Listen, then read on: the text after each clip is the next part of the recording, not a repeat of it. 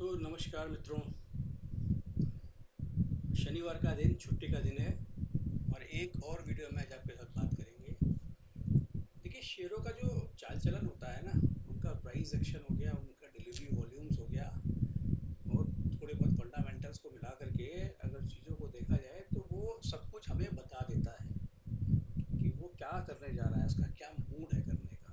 कल हमने बात की थी कि कौन से शेयर्स में डिलीवरी बेस्ड वॉल्यूम अच्छा खासा हुआ और साथ में प्राइस एक्शन भी हुआ, दोनों साइड। मतलब कुछ शेयर्स बढ़े अच्छे खासे डिलीवरी वॉल्यूम के साथ और कुछ शेयर्स घटे अच्छे खासे डिलीवरी वॉल्यूम्स के साथ।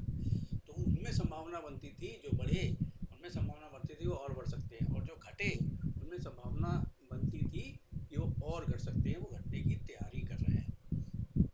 लेकिन आज ऐसे शेयरों की बात करेंगे जो बढ़े लेकिन बढ़ने की तैयारी नहीं कर रहे हैं, और इसके अपोजिट घटे लेकिन घटने की तैयारी नहीं कर रहे हैं। क्यों? क्योंकि उनको डिलीवरी बेस्ड वॉल्यूम का सपोर्ट नहीं मिला। तो इन सारी चीज़ों को अगर आप लोग देख करके परख करके, जो हमने वीडियो में 10-12 शेयर पहले बताए और अब 10-12 शेयर की बात अब करेंगे, इनमें देख करके आप अपना थोड़ा सा टाइम लगा करके एनालिसिस करें ना, तो कोई रीज़न नहीं है कि आप प्रॉफिट ना बना पाएँ। 100% प्रॉफिट बनेगा आप अगर समझ करके अपने रिस्क को मैनेज करके कंट्रोल के साथ आप इसमें अगर करेंगे तो आप ज़्यादा क्या होगा, कोई एक दो ट्रेड आपका फेल होगा, हो जाए कोई बात नहीं, लेकिन जो बाकी ट्रेड पास होंगे ना वो आपको कमा के दे देंगे। अब बात करेंगे साथ में, आज मैं ये भी बोलूँगा कि किस शेयर में मैं कल क्या करने वाला हूँ। आज ये भी बोलूँगा, हालांकि ये मैं बोलता नहीं हूँ, लेकिन कल आज जस्ट एजुकेशन के लिए आज मैं ये बोलूँगा क्योंकि छुट्टी वाला दिन है। तो आ जाते हैं। देखिए, सबसे पहला शेयर इस लिस्ट में है मनप्पुरम फाइनेंस। देखिए, मनप्पुरम फाइनेंस ने ना पिछले वीक में 133 और 128 के बीच में काम किया था और इस बार वो क्लोज हुआ 127 में 95 पैसे का, मतलब कि अपने पिछले वीक के लो पे जाकर के इसने क्लोजिंग दी। प्राइस तो 3.5% बढ़ गया इसका, प्राइस तो 3.5% बढ़ गया, लेकिन डेज का लो आप नोट करेंगे ना तो 122 रुपये 80 पैसे था, 60 पैसे था, और वहाँ से 128 रुपये 85 पैसे पे का हाई बनाया इसने। हाई के आसपास ही क्लोज किया इसने, लेकिन इसमें कुछ भी दम नहीं था क्योंकि इसको वॉल्यूम का सपोर्ट नहीं मिला। केवल 42% डिलीवरी उठाई गई, केवल 42%। मतलब कि शेयर तो नीचे से घूम गया 5%, कितना घूमा नीचे से? 4.4%, लेकिन डिलीवरी कुछ भी नहीं उठी, केवल 42% डिलीवरी उठी। तो ये शेयर एक शॉर्ट का कैंडिडेट है। अब मैं इसमें क्या करूँगा, मैं अगर, क्योंकि 3.5% आज भी चढ़ा है ये, कल अगर 2-3 रुपये ऊपर मिलेगा तो कुछ क्वांटिटी मैं इसको शॉर्ट करूँगा और उसको फिर नीचे कवर करेंगे, क्योंकि इसमें संभावनाएं शॉर्ट्स की प्रबल बन रही हैं। एयू फाइनेंस बैंक, देखिए एयू, इसको तो एसेस करना ही बड़ा मुश्किल है। इसका तो कभी फ्यूचर डिस्काउंट पे काम करता है, कभी प्रीमियम पे जाता है, पता नहीं क्या होता है इसके अंदर। लेकिन फिर भी इसमें जो पिछले वीक में हाई बनाया 792 का, 753 का लो बनाया, आज इनके बीचों बीच 781 रुपये पे क्लोज हुआ। ठीक है, और 2.8% का इसने दिया अपसाइड। वॉल्यूम कितना था भाई साहब? डिलीवरी बेस 83%, मतलब 2.5%, 3% शेयर चढ़ गया, लेकिन वॉल्यूम नॉर्मल से भी 20-30%, 20-25% नीचे। तो ये तो गलत बात है। ऐसे जब प्राइस पे इतना ज़बरदस्त सेक्शन आ रहा है तो फिर वॉल्यूम क्यों कम है, इतना डिलीवरी क्यों नहीं लोग उठाई जा रही, क्यों नहीं उठाई जा रही? तो इसका, क्योंकि चाल चरित्र ऐसा ही है, इसी तरीके से ये काम करता है, तो इसको भी शॉर्ट करने की कोशिश करेंगे। आपकी इन्फॉर्मेशन के लिए मेरे पास 800 वाली पुट ऑलरेडी है शेयर की। अब आ जाते हैं ग्लेनमार्क फार्मा। ग्लेनमार्क फार्मा में देखिए जी, 694 का हाई बनाया पिछले वीक में और लो बनाया 648 का। ब्रेकआउट दे दिया, तोड़ दिया सारा, 702 रुपये 10 पैसे पे जाकर के बंद हुआ। हाई बनाया था 704 रुपये 90 पैसे का, 2.8% चढ़ भी गया आज, और नीचे से 3.1% ऊपर गया। जो दिन का लो था वहाँ से 3.1% ऊपर गया, लेकिन वॉल्यूम 79%। ये 52 वीक जो चीज़ ट्रेड कर रही हो और 3% का प्राइस एक्शन उसमें हो, जो 79% वॉल्यूम डिलीवरी उठेगी उसमें, तो ये बात तो कुछ हजम नहीं हुई। इसकी भी 700 वाली पुट मेरे पास है। अब अगला शेयर मुथूट फाइनेंस, ये 2.3% बढ़ गया।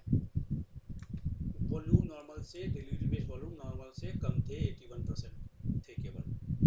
पिछले वीक की जो रेंज थी उसके ऊपर ही इसने क्लोज दिया है, उसके ऊपर ही इसने क्लोज दिया है। 1275 का हाई था, उसके ऊपर क्लोज दिया 1360 पे, और आज भी बंद हुआ है 1309 का जो हाई था उसके आसपास ही बंद हुआ है। तो इसमें भाई, इसमें कुछ गड़बड़ हो सकती है, मतलब कि हो सकता है किसी और वजह से वॉल्यूम कम रहा हो। तो इसमें हमको कोई ऐसे सिग्नल नहीं आ रहा है कि हम इसमें शॉर्ट करें, हम नहीं करेंगे, इसको करेंगे इग्नोर। पेट्रोनेट 231 का हाई, 223 का लो, पिछले वीक का अपने हाई के आसपास ही बंद हुआ है। 2.3%, 229.55 230.90 का हाई था इसका डे का, उसको नहीं तोड़ पाया।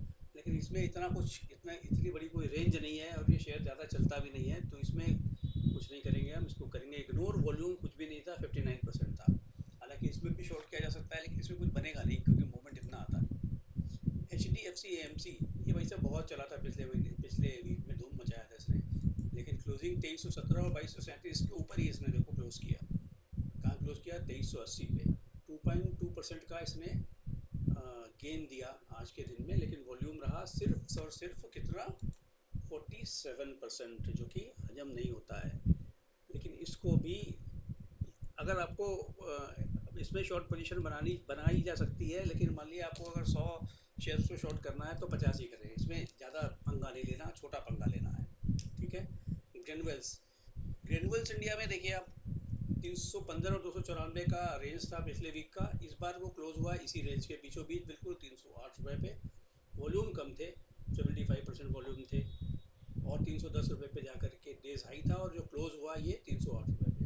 तो इसमें भी कोई पंगा नहीं लेना है। इसमें कोई पंगा क्यों नहीं लेना है? उसका रीज़न ये है कि आज भले ही वॉल्यूम कम रहे हों, लेकिन 298 का जब इसका भाव था तो बहुत अच्छे वॉल्यूम इसमें उठाए गए थे। 298 के भाव पे बहुत अच्छे वॉल्यूम उठाए गए थे, वहाँ से 4% के ऊपर है, तो ये ऊपर की तरफ ब्रेकआउट दे सकता है, इसलिए इसमें पंगा नहीं लेना है। नौकरी, नौकरी भी 4565 4380 की रेंज थी, उससे ऊपर ही बंद हुआ है, और वॉल्यूम यहाँ 79 थे, कितने? 79%। तो इसमें भी कुछ नहीं करेंगे हम, क्योंकि उतनी बुरी हालत नहीं है जितनी बुरी हालत और किसी की हो सकती है। और फार्मा में भी सेम है, 765 और 709 के बीच में वॉल्यूम की कमी है हालांकि, लेकिन इस रेंज से ऊपर ही बंद हुआ है। तो वॉल्यूम इसमें इससे पहले कई जगह काफ़ी अच्छे हो चुके हैं, इसलिए हम इसको भी इग्नोर करेंगे। बायोकॉन 271 और 253 के बीच में ट्रेड किया था, 262 बिल्कुल बीचों बीच है। वॉल्यूम हालांकि 80% है, लेकिन इसमें भी कुछ नहीं करेंगे। बालकृष्ण इंडस्ट्री, देखिए बालकृष्ण इंडस्ट्री में क्या हुआ, 1.9% चढ़ा, लेकिन वॉल्यूम सिर्फ रहे 38%। अब बालकृष्ण इंडस्ट्री को यूँ तो बनता है इसको भी शॉर्ट करना, रिजल्ट भी अच्छे नहीं थे, यूँ तो इसको बनता है इसको शॉर्ट करना, लेकिन इसमें इसको मैं शॉर्ट इसलिए नहीं करूँगा, उसका मैं रीज़न बताता हूँ। रीज़न ये है कि जिस तरीके से आईटी सेक्टर में बूम आया है अचानक से, IT sector was totally dependent upon Europe and US. Same situation Balkrishna industry की भी है, इसका यूरोप के रीजन से बहुत बड़ा बिजनेस आता है। तो अगर यूएस और यूरोप में स्लो डाउन की संभावनाएं कम हो रही हैं और वहाँ के आईटी सेक्टर में अगर बाइंग आ सकती है, तो इसका भी अगला क्वार्टर से मतलब गोइंग फॉरवर्ड कंपनी अच्छा परफॉर्म कर सकती है। कंपनी अच्छी है अनडाउटेडली, जो प्रॉब्लम थी इसमें यूरोप की वजह से ही थी। तो फिर इसको भी इग्नोर करेंगे, हालांकि शॉर्ट करना तो यहाँ पे बनता है, हालांकि इतना शॉर्ट करना बनता भी नहीं है क्योंकि अपने हाई के आसपास ही क्लोज हुआ है, तो इसको इग्नोर करेंगे इस रीज़न से। तो इसमें हो सकता है बाइंग आए, और हालांकि चल काफ़ी चुका है, तो कुछ करेक्शन होती है तो बाइंग अपॉर्चुनिटी ढूंढनी चाहिए, इसमें सेलिंग अपॉर्चुनिटी मेरे हिसाब से नहीं ढूंढनी चाहिए। आई एक्स काफ़ी टूट चुका है ऑलरेडी। अब ये जो क्लोज हुआ है वो अपने पिछले वीक के लो के नीचे जाकर के क्लोज हुआ है, पिछले वीक के नीचे जाकर के क्लोज हुआ है, और इसमें वॉल्यूम भी कुछ नहीं था, 73% ही वॉल्यूम के साथ क्लोज हुआ है। देखो पिटा हुआ शेयर अगर कम वॉल्यूम के साथ नीचे गया है ना, तो इतना भरोसा भरोसा नहीं बनता शॉर्ट करने का, लेकिन लॉन्ग तो करेंगे ही नहीं इसलिए इसको भी इग्नोर करेंगे। A B F R L देखिए 216 और 209 की रेंज में चला था और 214 रुपये 90 पैसे पे क्लोज हुआ है ये 0.8% की गिरावट के साथ, और रेंज भी इसकी थी 214 और 214.25, हालांकि देखिए रेंज के पास ही क्लोज हुआ है, लेकिन इसमें मैं बताऊं सिर्फ 32% वॉल्यूम थे, डिलीवरी उठी थी 32%। तो इसको बिल्कुल भी शॉर्ट नहीं करना है, बल्कि इसको चाहे तो आप लॉन्ग कर सकते हैं, क्योंकि इसमें डिलीवरी बेस्ड वॉल्यूम आज से पहले काफ़ी बार और काफ़ी अच्छा खासा हुआ है। टाइटन टाइटन की बात नहीं करेंगे, टाइटन इस कैटेगरी का शेयर ही नहीं है कि इसमें कोई बाइंग या सेलिंग की जाए। इंडिगो में भी देखिए ये पिछले वीक की रेंज 2715 और 2585 की थी, तो बीचों बीच क्लोज हुआ है। वॉल्यूम इसमें 44% थे, तो इसको भी हालांकि 1.1% गिरा, लेकिन बिना वॉल्यूम के गिरा, इसलिए इसको भी कुछ नहीं करना है। बाइंग का तो कुछ इसमें बनता नहीं, चल काफ़ी गया है, सेलिंग लेकिन हम नहीं करेंगे। तो ये थे ये था एक ओवरव्यू ऐसे शेयरों पे जो बिना वॉल्यूम के बढ़े या गिरे, उसके ऊपर हमको मेरी अपनी क्या ओपिनियन है, मैं क्या करूँगा, मैंने ये भी आज आपसे साझा कर लिया। हालांकि नॉर्मली मैं ये साझा करता नहीं हूँ, लेकिन आप क्या कर सकते हैं। आप इन शेयरों आप अगर आप शेयर बाजार में काम करते हैं तो इन शेयरों एक आपके पास रेडीमेड लिस्ट आ गई है उन शेयरों की जिस पे आपको काम करने की स्ट्रेटजी बनानी चाहिए नेक्स्ट वीक के लिए। तो पिछले वीडियो को देखिए, इस वीडियो को देखिए, इसके अंदर जो 10-12 शेयर इसके अंदर है, 10-12 शेयर उसके अंदर, उनमें से आप अपने हीरे और मोती चुन लीजिए।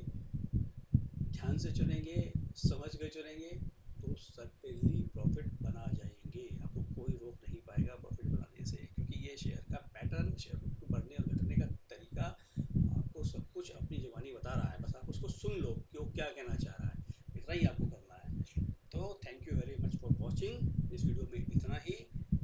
चैनल सब्सक्राइब नहीं किया हो तो सब्सक्राइब कर लीजिएगा, और वीडियो पसंद आई हो तो as usual like and share कर लीजिएगा। धन्यवाद आपका।